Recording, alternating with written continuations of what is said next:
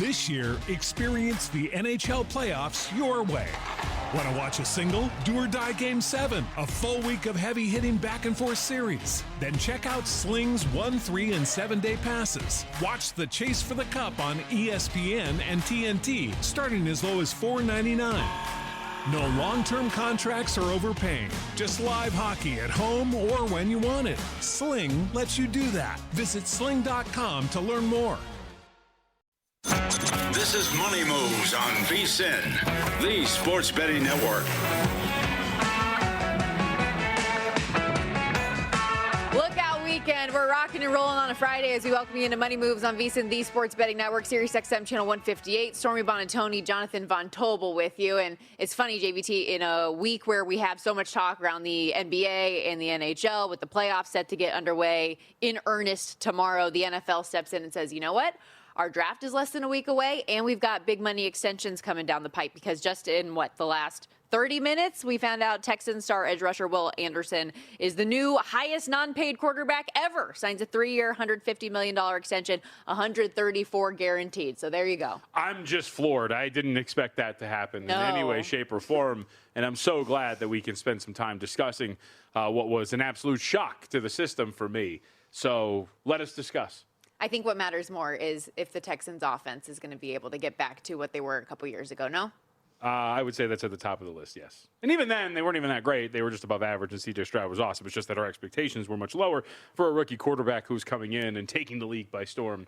Since then, it hasn't really been fantastic. But I'm glad you got me on April 17th to discuss the National Football League. We're just letting you know the news of the day. That's all it is. That said, news of the day is that the Angels are hot, baby. We'll get we don't need to get to it. We can just do it right now then real quickly because we weren't on the air last night when this game ultimately finished with the Yankees yesterday. They end up just pulling away like crazy. And why did they do that, Stormy? Because of Mike Trout? And Joe Adele with the grand salami, baby, getting that out of the park. They did not blow it. So look out, okay? They sent, by the way, because Soriano's going to start today. We'll get to that as part of our baseball previews later. As any good team does, they sent Soriano back a day early from the road trip so he can get ready, get acclimated, and get primed and set to destroy the San Diego Padres tonight. No, first of 3, though, between, we are at odds this weekend for sure. You might actually go to one of the games. It is the Money Move series. I might tomorrow, might even tonight. I don't know. I am driving down to San Diego. We have I have something that I need to take care of tomorrow, and as part of that, I might find time to go down and see the Angels and the Padres play each other. So we'll see if I want to do it or not. I'm like an hour away. I did send you just to follow up on that series wrapping with New York yesterday where Anaheim and the Yankees do ultimately split. Anaheim wins yesterday 11-4. But I sent you the tweet that I thought was so cool. Jeff Passan put this out there. It was the first time in history an opposing player had homered in 4 consecutive games at Yankee Stadium. Trout with 5 over the 4-game stretch. Pretty, is he back? I'm not going to say that. I mean, because I don't want to jinx it. Okay. But from a power standpoint, bat speed, everything, he seems to be at his MVP level, which we know we've seen a ton. I sent, this is from a couple of days ago, so the numbers have changed. But I sent Adam a stat, Adam Burke, our baseball guy, our managing editor up at the website at VSiN.com. Check everything we have up to offer up there, including the NBA Playoff Hub. Absolutely fantastic. That his whiff rate. So when balls are on the strike zone, how often does he swing and miss? It had gone from 28% last year to just about 11% heading into the Yankees series. So he's seeing the ball extremely well. He's not swinging and missing. When he does swing, he's often making contact, whether it's actually a hit or just fouling a ball off. He is in really good form. Yeah. And I don't know what it is. Maybe it's the step that he added to a swing. Maybe it's playing in center field. Maybe it's a mix of everything. But hard to deny that this is a team that right now is performing above expectation. Well, and if that MVP form can continue, 22-1, 7th on the board to be AL MVP this year. We will talk more Major League Baseball a little bit later on in the program, but so much more that we need to hit on. So let's set the table with what you can expect over the course of the next 2 hours. It's time for the top headlines and topics of the day. This is The Rundown. Usual suspects today on a Friday. Very excited for our guest beginning in about 15 minutes. Mike Palm, VP of Operations here at Circa, where we're broadcasting from the D and Golden Gate as well. Going to stop by, talk through some National Hockey League. He's got some NBA plays for the opening round as well he wants to get into. So excited for that. Same with Will Hill, VSiN contributor, host of the Should Have Bet More podcast, get his usual plays. And Zach Cohen, we're doing a little double dip with him with the NBA play-in today. And, of course, the first round in the association getting underway tomorrow. Host of Hardwood Handicappers, VSiN contributor contributor, all of that. Yeah, looking forward to catching up with our usual crew. And now with all the playoff series almost set, really looking forward to what Zach thinks about some of these potential 1-8 series. Yeah. And as we have discussed, today is a big day for religious folks.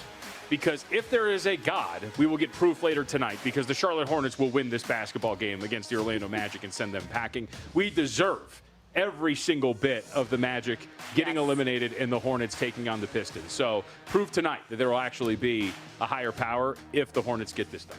Also worth noting in the NBA, we did get the news coming down that Luka Doncic and Cade Cunningham will both be eligible for end-of-season rewards.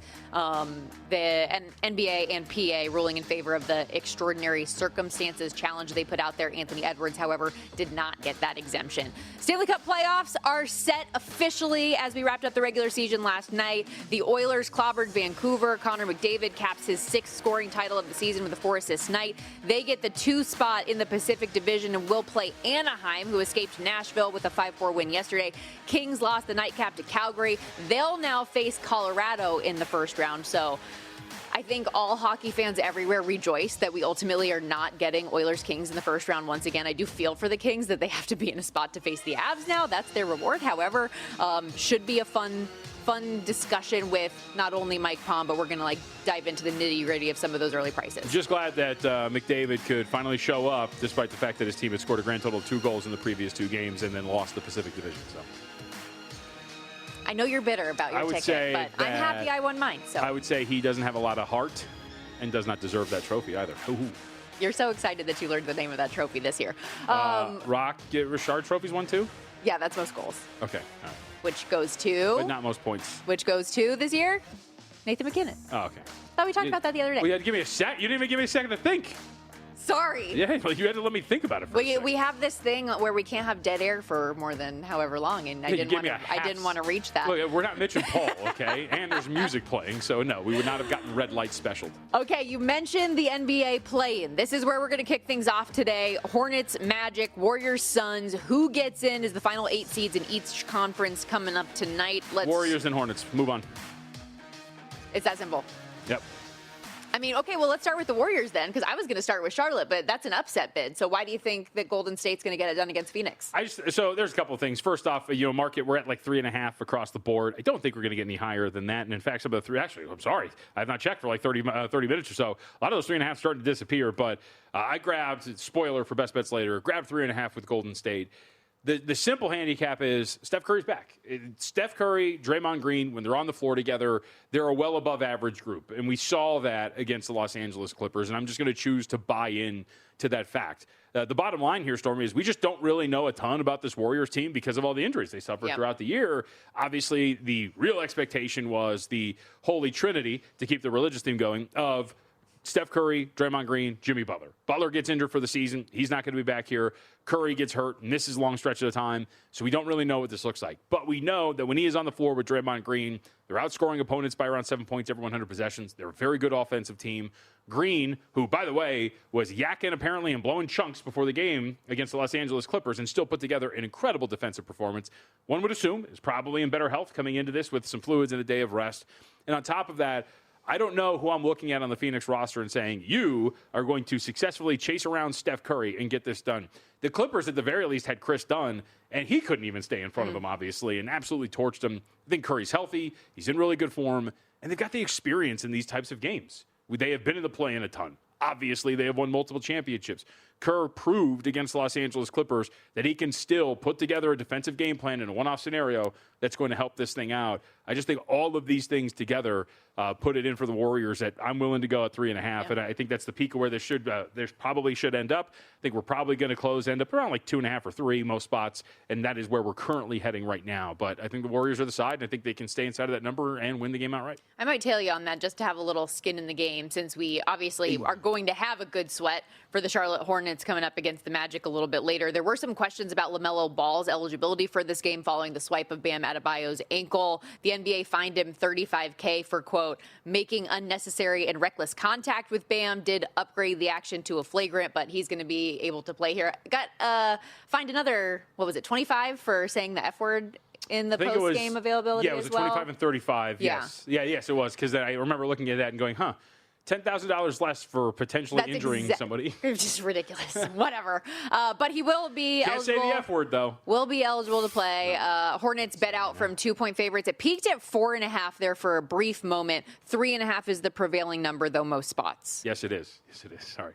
I'm goofing around too much. It's a Friday. I'm feeling a little loose here. He's excited to get to California. So what do you think about your Hornets? Stop asking me. You know how I feel. I think they win it. I don't feel comfortable laying a number with them after what they did this past game, you know? And I feel like a lot of these high leverage games, as we've talked about, they haven't been able to come out on the winning end of. However, this matchup with the Magic, think about what happened in the first play-in game for Charlotte. Even with all of the shooting woes they had from three and Con Knippel being just absolutely terrible, they still were able to go and win this game and handle business. The Magic shooting woes are a more consistent thing, whereas Charlotte, we have seen through the back end of the season how they have been able to perform offensively. I would be shocked if they don't win this game. I don't want to lay 3.5, but if I had to play a side on this, I would do it. I know you're taking the 3.5 as a hedge for our playoff bid. Are you not? We're just going to play a little money line on the Magic. Oh, okay. Well, I thought you were going to take the points. I thought that was what you said yesterday. No. I think maybe you're misconstruing me taking the points with the Warriors, but here it was just going to be a money line, just a small money line play. For a reminder too, I think you have this as well. We got him at 12-1 to make the playoffs. Yes. So that's the situation we walk into personally. So I'll put a little bit on the money line to get a little bit out, as our next guest always likes to say. You want to monetize the ticket, but for what it's worth, Charlotte Hornets this season 3-1 against the Orlando Magic. They outscored them by 11.3 points every 100 possessions. It was a romp every time, essentially, they met Orlando. And, look, they beat the Heat, but the Heat also proved that 3-1 record they had against Charlotte was apt because they gave the Hornets a lot of trouble in that game on, Tuesday night. Yep. Okay, we're just getting started here on Money Moves. Stay with us when we come back. The maestro, Mike Palm, in studio with us. We'll get some first-round angles on the NHL postseason, who he has pegged to win it all, plus why he thinks this NBA title contender could be in trouble in the first round. We'll hit it all coming up next right here on Money Moves.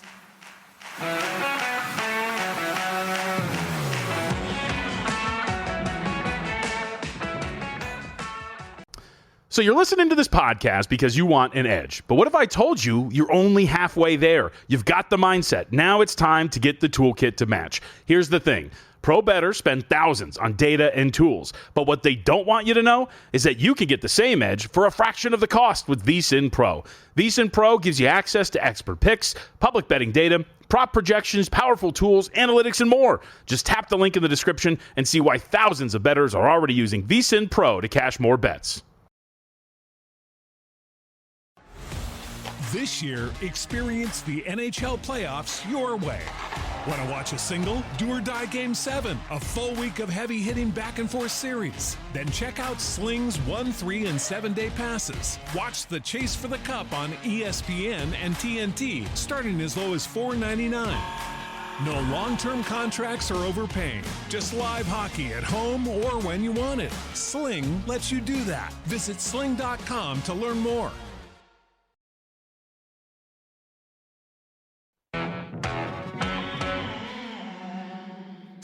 You're watching Money Moves here on VSiN, the Sports Betting Network.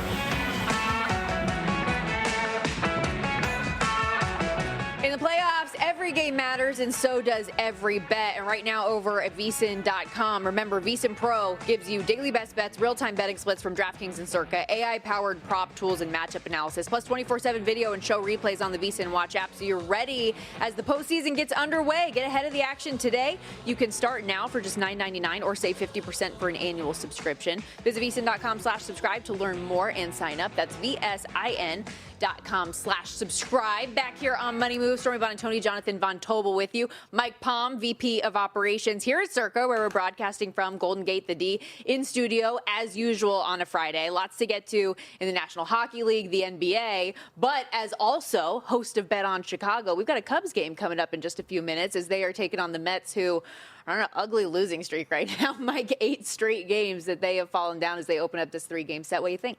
I'm going to play Edward Cabrera over 16.5 outs here. They stretched him out the last 2 starts. He threw almost 100 pitches. A little warmer weather today than in his 2 other outings or his 3 other outings. I thought that Cabrera would go to a contender last year, that the Marlins were going to deal him. come to find out, the Cubs tried to get him last year. Jed Hoyer came out and said, but couldn't get the deal done. They got him in the offseason. I loved it. I think they're going to need Dooley Nasis with Cade Horner gone for the year. I think Imanaga and Cabrera are going to have to step up for the Cubs. And so I think you can get 6 innings out of them today. So over 16.5 outs. They're only 1.5 games back, so it feels weird to phrase it like this, but I will. What's wrong with the Cubs, you think, up to this point? Well, yeah, I mean, PCA obviously isn't off to a great start. Carson Kelly not living up to the numbers. You've had, some injuries in the rotation. And they're 9-9, right? But everybody in the division is 500 over. They're a game and a half back at 9-9, and everybody's got a winning record. I'd still be most concerned with the Brewers, even coming off the 6-game skid where they played poor defense and their bullpen was bad. They seem to have righted it a little bit with the last 2 wins and playing a little small ball yesterday against Toronto. I still think they are the biggest problem. Pittsburgh can't field the ball. It's like watching the Bad News Bears. And, it's hard to watch them play defense. They kick the ball around the center. The center fielder's awful. So I still think the Cubs will be okay in that division. They still have they're with the Brewers, I think it is. They have the second best run differential or tied for the best run differential in there despite being 9-9. A good indication of big things to come. Another game I know you were looking at later, Nationals-Giants. What drew you to that on the card? I autoplay every Nationals game over. They just auto. They have no pitching and they hit the ball. I just do it. It was 0-0 going to the 5th yesterday, 8.5, and we got there in the 5th, 4 in the top, 4 in the bottom. I just do. I blind bet the overnight. So if I lose closing value, so be it. But that's what I do, and so. And plus, I have a little bit of a fade here of Logan Webb, who is. I keep waiting for that Webb that we've known for the last 5 or 6 years. I haven't really seen too many. Even in his win over the Padres, he was terrible. They just weren't hitting the ball. He was leaving all his breaking stuff over the middle of the plate, and they didn't take advantage of it. He has not been sharp yet. No, I think the big problem is the command stuff. I mean, the strikeout rate's down, the walk rate's up, and it just doesn't look as tight. And some of the underlying metrics would tell you he deserves better, but we'll see what happens. I have a Logan Webb ticket to win the National League Cy Young that is dying, a slow, painful death. I don't think I'm going to get there. All right, National Basketball Association is postseason's here. I am very excited, and a lot of these series should be pretty good. The Hawks-Knicks series has a lot of different opinions. Very polarizing series. Where are you at? I know nothing about the NBA except what I can study a little bit. And I just tried to find a couple underdog shots here to play in the first round. I thought the Hawks match up against the Knicks. I think they have the length to defend the Knicks. And I think that when you have this many guys that are at the point of attack, you can't hide Brunson anywhere on defense for the Knicks. I think they've got a decent shot to get more than plus $2 is a good price here, so I played it. Sure. But there's a lot of these series are going to have overwhelming favorites. So I'm just trying to find the spots where you can play some dogs, and maybe if you can get out to a series lead, steal a game on the road, you can monetize the ticket right away. A team that JVT likes a lot is the Denver Nuggets going into the postseason, but I know you think that they could maybe have some flaws that Minnesota could exploit. Well, I think if Denver gets by Minnesota, they're in great shape. But I really do. But this Minnesota team was always built to beat Denver. This team was put together before this phenomenon that we know as Oklahoma City. And they've always played well against Denver. I think Minnesota's getting overlooked because they've played to the level of their competition. They have some of the worst losses all year in the WNBA. And I read an interesting quote from Mike Conley who said, I've never been around a group of guys that relishes being an underdog and hates being a favorite. Sure. And so here we are, the 6th seed. Nobody's talking about us beating Denver, and we love it. You know how they've been with the Lakers last year. They use all this bulletin board material. I think the winner of this series goes to the West Final. I think whoever wins this series beats San Antonio in the second round. Yeah. So we're not in agreement of the ultimate result, but we're in agreement there. Yeah. I don't think San Antonio wants to see any part of these two teams, and obviously they're forced to do it. And I keep making the comment for San Antonio. Actually, it might be a short series, but I still think they're in for a dogfight against Portland. Like, Portland's a really big, long, athletic, fun team. They have Drew Holiday at the point of attack. Like, that is going to be a very tough series, I think, for San Antonio. I think it all comes down to if Portland doesn't turn the ball over. Yeah. If you look at their 3 games, when they turned it over 17 times a game and gave them 24 points, San Antonio won both those games. When they turned it over 9 times and gave them 13 points, Portland won the game. I think it comes down, and they're bad. I mean, they have a high turnover rate. If they can control the turnovers, I think it's interesting. Yeah. With San Antonio, the thought of fading them, though, once you get to that point, is how much of that has due to experience in your mind? I truly believe, Stormy, and this comes to the Sabres argument, too, because I believe the Sabres can get by Boston, but then I think they're going to have trouble in the second round. in sports that have a best of 7 playoff format, you just don't go from nowhere to champion. It just doesn't happen. You have to continually get better and progress and progress. We've seen it over and over again in history. So for teams where their core has never even been to the playoffs, you don't make the long runs, right? You've got to get in there and experience it. So that's part of my anti-San Antonio bias as well. Yep. I mean, look at the Thunder. I keep using them as an example. Just a few years ago, they make it into the play-in, but then they lose in the first round. Then they lose to Dallas in the second round, and then finally they break through and get it done. So experience, I think, does matter. I want to go back down the NHL road, though, because looking at some of your plays, we have some crossover and a few that I really like, one of which the series was officially decided what it's going to be last night with the Oilers and Ducks. I think the Oilers absolutely lucked out that they get to play Anaheim in the first round and should dominate. And hope that Utah pushes the Knights, right? This is the perfect spot for Edmonton. They're going to get a team that can't play defense in the Ducks. I bet them minus a game and a half. I thought about betting them minus 2 games and a half at a plus price. I'm not sure. I don't know if the Kings or the Ducks win a game in the playoffs in the first round. And then likely they'll get the Knights. It didn't matter last year. Knights had home ice and they beat them 4-1. So I don't know, right? It's a different group. It's Connor Ingram now. It's not Skinner. Draisaitl. I thought Edmonton put together more of a playoff style of play in the last month and a half of the season. So if I was Edmonton, this is where I would want to be. I would want to be the 2 seed. So I was going to ask both of you, then can I ask real quick? Does this by extension mean that Utah can make a run here? I bet Utah. Yeah. I bet Utah. I just think Utah does everything. They're not great, but they don't do anything poorly, and they will make the Knights work. They will make this Knights team work. And if the Knights are impotent on the power play, I think that Utah has a shot here. Look, it's a short sample size. Torts came in and went 7-0-1, and Carter, he made the choice. Here, he's our goalie. He had 2 years with him in Philadelphia. I think that helped instead of this ridiculous rotation of 3 that they had, and Stone seemed to have come to life. I still think Utah's a tougher out, and the series price kind of reflects that. The Knights aren't an overwhelming favorite. I think Vegas should win that series, but I do agree that that Utah's going to push them, and it could be a little bit longer than maybe some people would have thought on the surface. That said, to go back to your comment on Edmonton and where they sit right now, I know when we talk about playoff hockey, we talk about it being tighter checking and more defensive. That seems like it's going to be all over the place scoring. Even game 1, the total 6.5. Do you feel like each day we're going to get some high scoring affairs as we go through? Pittsburgh, Philly might be also, just because Pittsburgh plays this style, this very open style as well. Will it convert to the playoffs? Can they win? Pittsburgh has scored 4 or more goals in 88% of their wins, right? They don't win these low-scoring games, so they're going to try to make it that way. I bet Philly just because I thought there was a mispriced opener here that had Pittsburgh minus 170 here in town, so I bet Philly plus 153. Now that number's come back to 150, 135. I got so I plus have 140. so I have some value there, right? And Philly's in better form. Vladar and Urson are both in better form than Skinner and Askarov. We'll see what happens, right? Skinner's had these 2 long Stanley Cup runs, but go back and look. He's been terrible in games 1 through 4 in all these series. So, maybe Philly steals a game on the road here, then we can figure out what we want to do with our tickets. I know you don't have a bet. Who wins between the Stars and Wild? So I bet long ago, well, not that long ago, when the Stars were 2 points back of Colorado and kind of making a push to win the division, Stars to lose in the first round plus 145. So instead of getting the Wild plus 110, I have them plus 145 here. I like the Wild, but this is a coin flip. Come on. It's going to come down. And Hines has a decision to make. Guerin's out there on the radio asking people, who should we start in game 1? I'd start Wallstead. I think he's playing much better now. If every goalie in the NHL against the other 15 playoff teams, Wallstead has the highest save percentage. And I don't trust Ottinger. So I do like Minnesota, but I think it's a 7-game series. Whoever wins that series, can they test or push Colorado? I do think you can because everybody's like Colorado. You said, I've got an unbeatable team. I've got Scott Wedgwood. Come on. I mean, he's been great, though. If he makes the first save, he's okay. But let's not pretend that they're going to ride Scott Wedgwood to the title. Wedgwood and Blackwood have both been good. Blackwood has not been that good. They've been good. Blackwood has not been good enough. 10 seconds. Would you have asked AZ Fudd about her relationship with our girl? Women want to get paid the same as men, but they don't want to answer any of the questions. Paige Becker came out on the Friday night of the draft and made this a big story about her sexuality and that she was dating AZ Fudd. The only reason she got drafted is because Paige is there. We aren't answering any questions about it. The PR person made it a big deal. AZ Fudd's a big girl. She could have answered that question for herself.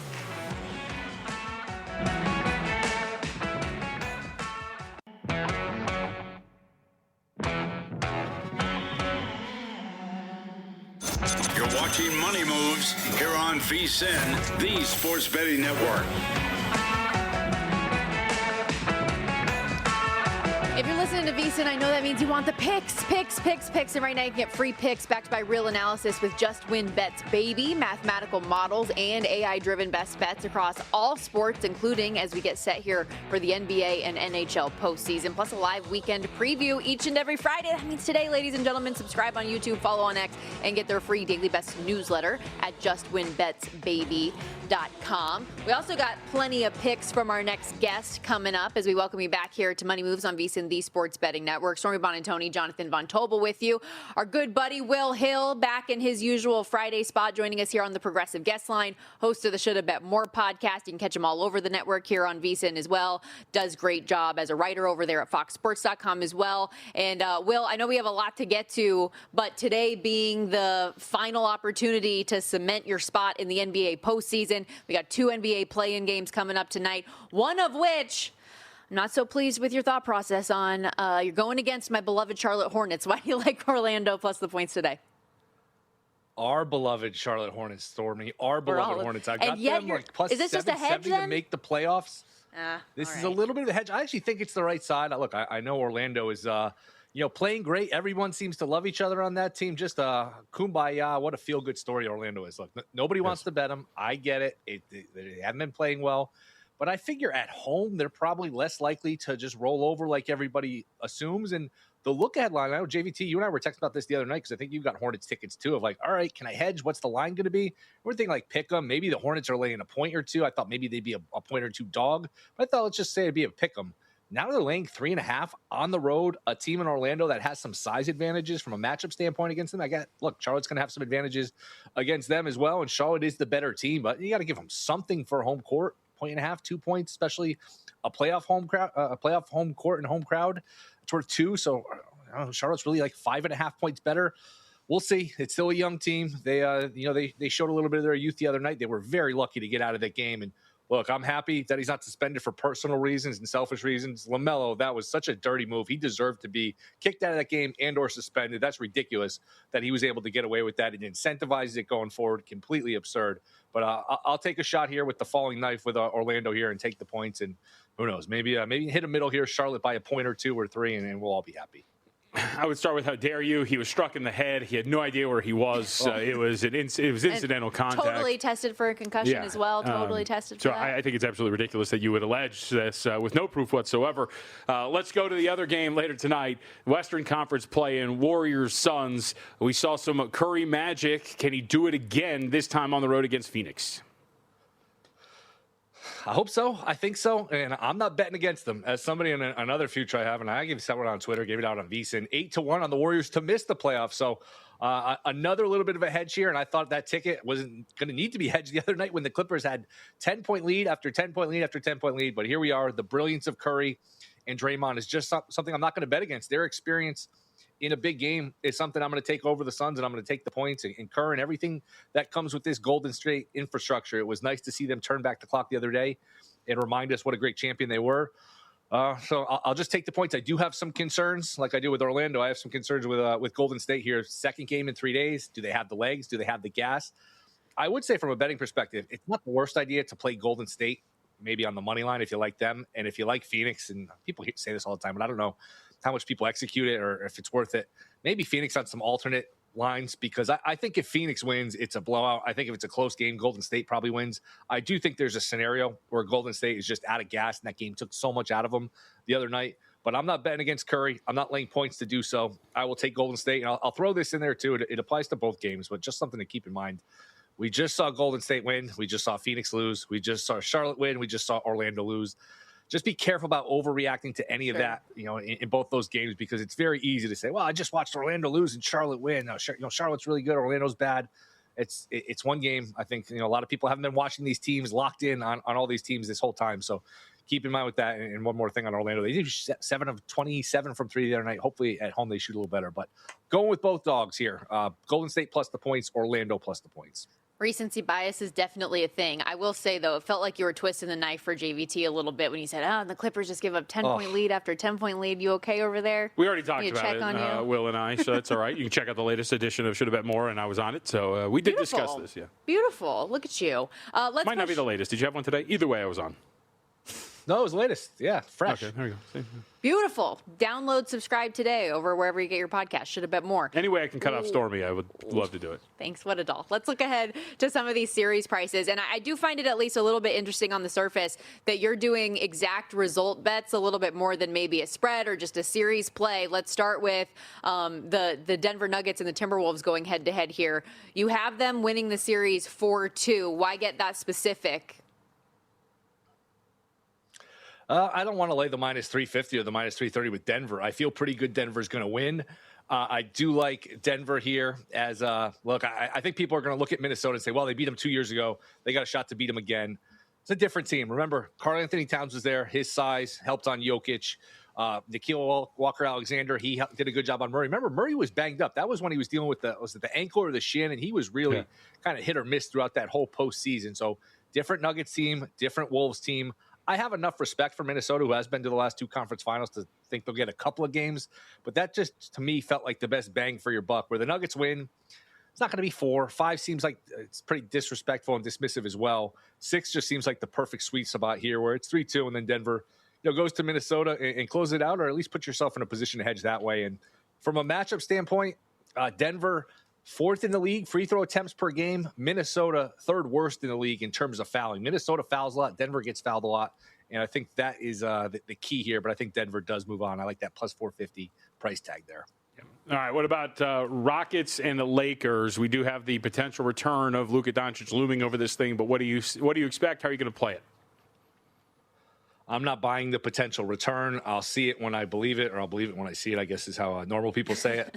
If the Lakers had their guys, they would win, but they don't, so they won't. Maybe the Lakers get them in game 1. Who knows? Game 1s can always be a little strange, but if they don't, I think this gets out of hand pretty quickly. I just think the Rockets, I know the half-court offense is very shaky.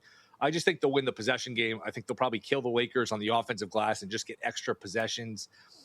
And there's an athleticism gap. And just look at the names. Look at the teams, the guys that LeBron is playing with. It's LaRavia and Luke Kennard and Hachimura and Ayton, who Reddick can't stand. And it's just Dalton Connect. Remember when Dalton Connect was the steal of the draft a couple years ago and the rest of the league was stupid for letting the Lakers get it? We don't even see him anymore. So to me, I know nobody really likes or trusts this Houston team. But look, they should not lose more than a game. If they lose one game, okay, anyone can avoid being swept. But to me, this is 4 or 5. I'll go with Rockets in 4. With games getting underway tomorrow, any early game 1 spreads that you've already taken action on? Well, at Philly plus 12.5. I think that's a Sunday game. That 12.5 seems a touch high. That was one where just, instant reaction, blink test. Like, wow, this Boston team's going to be laying 12.5. And JVT, you and I were talking about this yesterday on the podcast when you came on. People just forget now. People just give the benefit of the doubt to Boston. Like, oh, they won a championship. They're going to be fine. They're coming out of the East. They got Tatum back. Remember, it wasn't that long ago. It was a couple years ago. Everyone viewed Boston as these chokers. They lose games they're supposed to win. They lose series they're supposed to win. Missoula's lost series as big favorites. Last year against the Knicks, a few years ago against the Heat. The Celtics, it's funny how the reputation has changed so quickly. I get it. They won a championship, and maybe some of that criticism was unfair prior to that.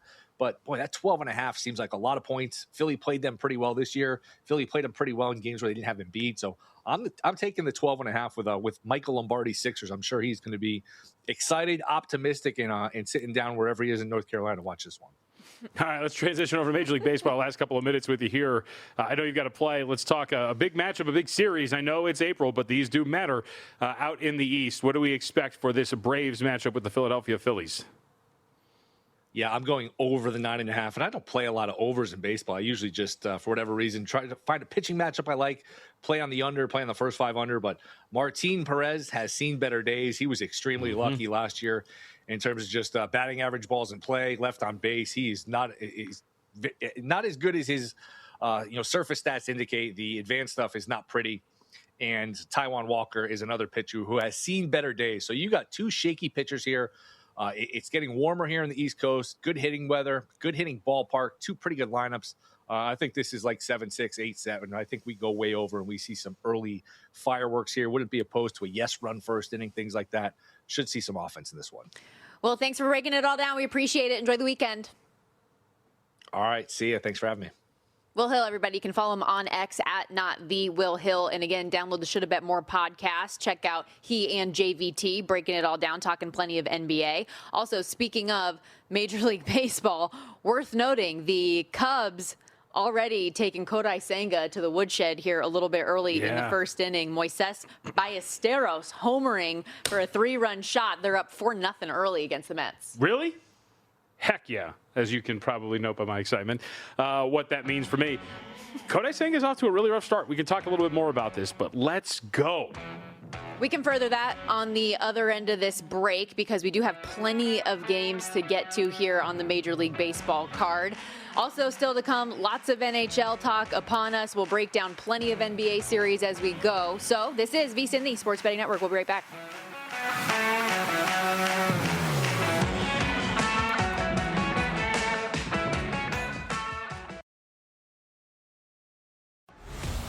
This year, experience the NHL playoffs your way. Want to watch a single, do or die Game 7, a full week of heavy-hitting back-and-forth series? Then check out Sling's 1, 3, and 7-day passes. Watch the chase for the cup on ESPN and TNT, starting as low as $4.99. No long-term contracts or overpaying. Just live hockey at home or when you want it. Sling lets you do that. Visit sling.com to learn more.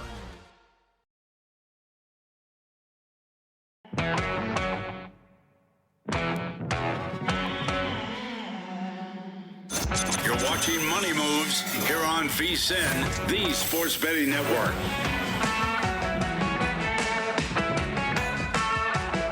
Wrapping up hour one here on Money Moves, VSiN, the Sports Betting Network, Sirius XM channel 158. Stormy Bonatoni, Jonathan Von Tobel with you. And as we mentioned before the break, Cubbies up early here against the Mets, 4-0 midway through the first inning. Kodai Senga getting hit around, and JVT was very excited for his fantasy team, per usual. That's right. Which I was. Need power, baby. I surprised you. Yeah, well, I wasn't keeping track of the score. I forgot that this thing had started. But, Moises Ballesteros gets this hit. So 1-1 at his first at bat, he gets a home run, drives in 3 with it. He's actually, I was telling you off the air, he's been a little bit of a diamond in the rough for fantasy perspective, whatever it is. Not really owned a lot, but the reason why it's worth bringing it up and tying it in from a fantasy standpoint, also from a player prop standpoint, my dude's raking so far this year for the season. My dude's hitting 342. He's driven in 2 home runs coming into today, so that was his third. They kind of platoon him up a little bit. They sit him against lefties, so just keep an eye on him, especially when you're talking about like some home run props or maybe some total base props. He has been hitting the ball extremely well and has been hitting his guys pretty well when he is out there. So just worth pointing out that he has been pitching the way that he has. And wanted to point out, too, as I mentioned in passing, but we should give some details to this, Kodai Senga has not been pitching particularly well. 7.07 ERA with a 3.81 fielding independent coming into today. So the FIP would have told you, like, all right, if you get a little bit more lucky on the balls in play, or not even lucky, just revert back to the mean. Balls in play are reaching at a 41% rate. So, I mean, he is getting clubbed, and it's not good whenever the ball gets in play. It's like the Little League team that I watch when my son plays. The strategy is just put the ball in play, and these kids have no idea what they're going to do with it. Same thing here with Kodai Senga whenever he starts these games.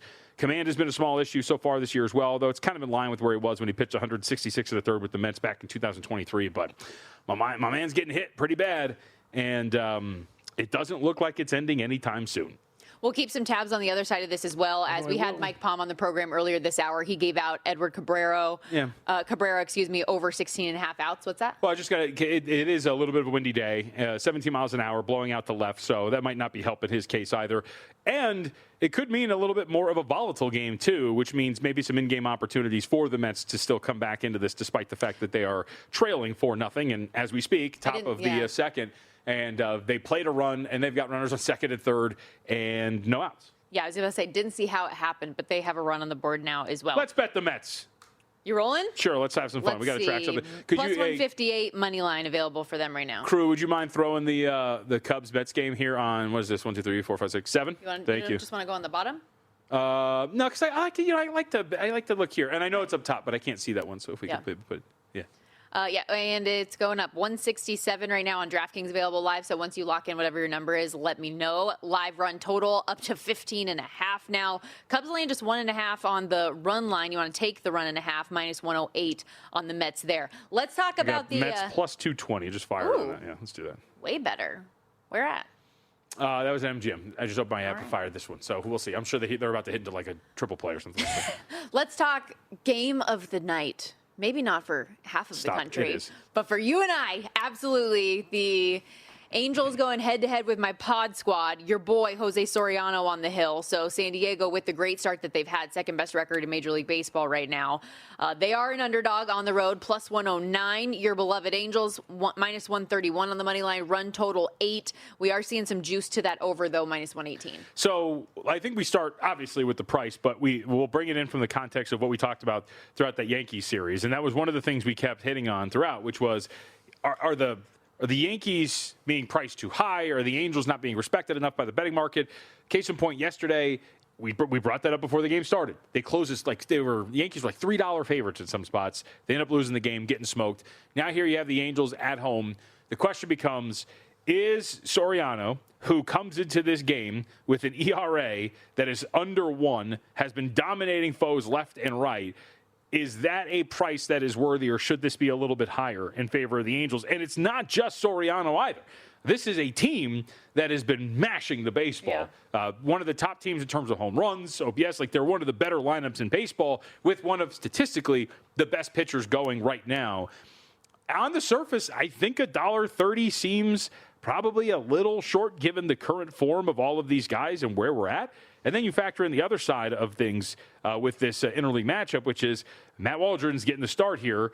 Waldron, we don't have a large sample size of data, but if you go back to 2024, over 146 and 2/3, he was a pretty below average dude. In the 4 2/3 we saw last year, it wasn't particularly great.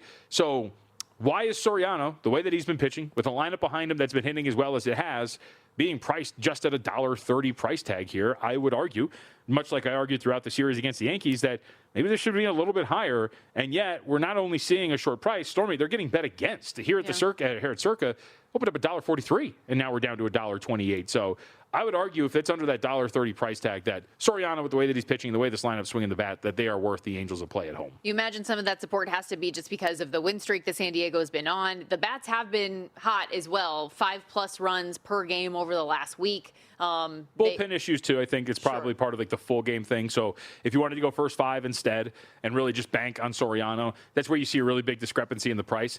Some spots are as high as minus 175 for the Angels in the first 5. Okay. We talked a little Nationals Giants earlier when Mike Palm was on the program, and he said he is just blindly betting Nationals overs at this point. Anything stand out to you there? Logan Webb getting the go. We hit on it briefly with him, but I just wanted to point out Webb because I think Webb is. We're getting to this time of the season already, but when you get a few starts under your belt, this is where I really start to like to get in and dive under the hood and see if maybe, by the way, 4-3 already. The Cubs inning is over, but it is a 1-run game. So just like that, with the wind and everything, seems like it could be a pretty volatile game, and it is living up to that early. And that plus 220 price you got, well gone. Yeah. All right, so with Webb, let's go over some of the numbers. The signs that lead to maybe some better things for him. First off, batting average on balls in play, it's just above 300, so maybe you can make the case he should be getting a little bit luckier. That's not really something that sticks out. His strand rate is really low, so he should be able to leave runners on at a higher rate, so that's not really helping him out either. Maybe that regresses to the mean. 5.25 ERA, fielding independent of 3.21, so that should be something that finds its level at some point. Barrel rate's pretty low. Hard contact rate's up, but it's not anything insane here. So the underlying metrics would tell you that Webb is deserving of a little bit more with some of his performances. But just like we talked about yesterday, and by the way, it didn't come to fruition. Remember, we brought this up with the Mariners game and Luis Castillo. And it was like, hey, the underlying metrics would say that Castillo probably deserves a little bit better. So you could try to play on that, but it's not guaranteed, obviously, to hit in any one game. And sure enough, what did Castillo do yesterday against your Padres? 5 1/3, gives up an earned run, but is charged with 4 total. Walks 3, strikes out 3. Like, it wasn't the best performance for Castillo. So maybe the regression hits for him, Webb, today, and we're going to get back to the form that we know. I don't want to lay $1.49, though, seeking out that regression at some point. I'd want to buy a little bit lower in that. So just more really curious about what he's going to do tonight. You bring up the Mariners. They're in action today as well against the Rangers, -131 home favorites with Logan Gilbert getting the start. Jacob deGrom on the other side for Texas, +109 dogs. Low total with these two guys on the hill, sitting 6.5 in that. deGrom, last start against the Dodgers, he gives up that first pitch home run to Shohei Ohtani, but 6 shutout innings after that, 9 strikeouts. He was great and really settled in. What do you think tonight? Yeah, I think that what you're looking at with deGrom is whether or not some of the, we'll call it small issues, because he has done a pretty good job. But the one thing that has plagued him in the early going, he has given up a home run in each of his first 3 starts. So a little bit of issues with the long ball, maybe a little unlucky on the fly ball rate. Like, hey, the percentage of a fly ball turning into a home run for him so far this year floated around like 13%. That was the same as last year. He's given up a lot more fly balls this year, too. So you wonder how that tracks in a park like this against Seattle. But he is pitching well, despite that and despite the issues. And in the later portions of his career, he's transitioned to a little bit more of a fly ball guy as opposed to a dude that's inducing a lot of ground balls. On the other end, Logan Gilbert has not been pitching well in terms of the results. Strikeout rate's down, but the walk rate's really solid. He's not giving up a ton of contact, getting a little unlucky on balls in play as well. I kind of think here, I've been making the case that this Rangers team's really good and whatnot, but I don't know, maybe $1.30 seems a little cheap given the way that I think if it reverts back to the mean, Gilbert can play. And I say $1.30, you can find like $1.20 on this. Actually, no, sorry, I'm filtered for the first 5 there. Yeah, $1.25. And that got bet down here at Circa. If that continues to head south, if I'm going to get like $1.20 on the Mariners tonight, I think it's a fair play. Last thing, last 60 seconds or so, Reds Twins. We can curry favor with our boss, Steve Cohen. He's a big Twins guy. So anything there? Oh, just that the Reds suck and that I like this Twins price. I mean, this is the best team. I think, are they still the best team in the American League right now? So you do wonder if just Joe Ryan starts have been getting priced like crazy. And so while I hate this Reds team quite a bit and their offense sucks, I think the question does become, are we reaching the point here where, Williamson stinks and the Reds lineup's bad, but Twins, Joe Ryan, $1.75 or so? Seems a little expensive, don't you think? I sure do. I knew you would. Twins have been awesome, though. Can they keep it up? Okay, we got to take a quick time out. When we come back, resetting for hour 2 of the program. We'll keep you updated on all things Mets-Cubs, as that is the lone early game in action. And the series prices are set.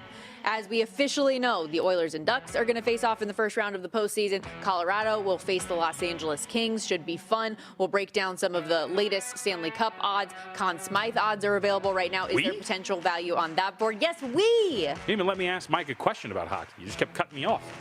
You told me if I have follow-ups that I should follow up. I'm just taking your lead. We'll be right back.